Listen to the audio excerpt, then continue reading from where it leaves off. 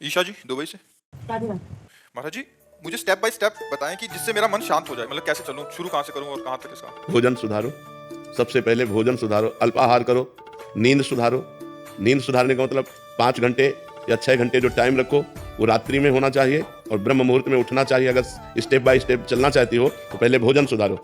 आपका भोजन सात्विक होना चाहिए, पवित्र होना चाहिए और धर्म के द्वारा कमाए हुए धन से होना चाहिए। दूसरा, आप अपनी नींद सुधारो। नींद में 6 घंटे सोने को होने चाहिए। 10 बजे से लेकर 4 बजे तक कितना समय हुआ है? हाँ, 4 बजे ठीक ब्रह्म मुहूर्त में उठ जाओ।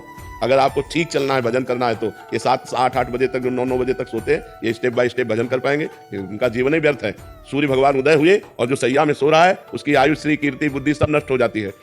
जिसका भोजन ठीक और जिसका शयन ठीक।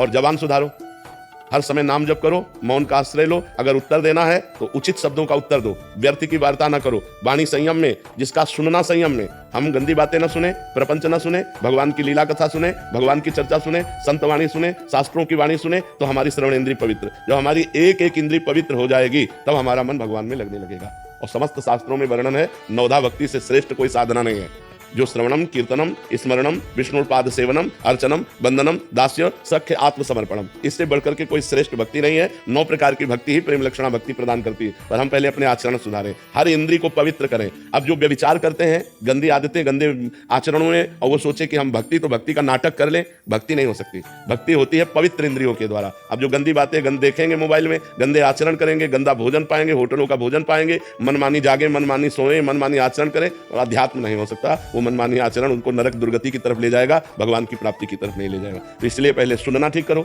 देखना ठीक करो, बोलना ठीक करो, सोना ठीक करो, भोजन ठीक करो, और फिर 9 प्रकार की भगवान की भक्ति को अपने हृदय में धारण करो। भगवान का ही श्रवण, भगवान का ही कीर्तन, भगवान का ही स्मरण, भगवान का ही पूजन, भगवान ही हमारे मित्र हैं, भगवान ही हमारे स्वामी हैं। भगवान को आत्मसमर्पण, अर्चन, बंधन, इसी से भगवत प्रेम प्राप्त हो जाता है।